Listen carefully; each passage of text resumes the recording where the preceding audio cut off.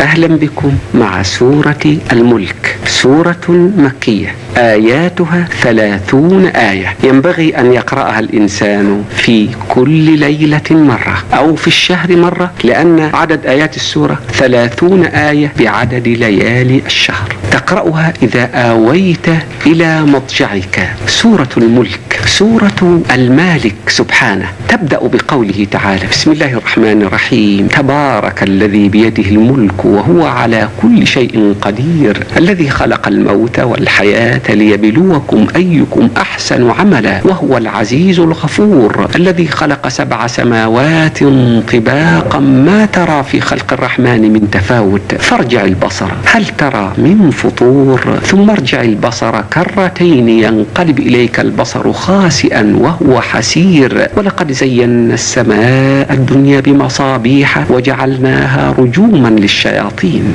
الله أكبر. تستمر هذه السورة فتصف الملك، الخلق، السماء، الأرض، النجوم،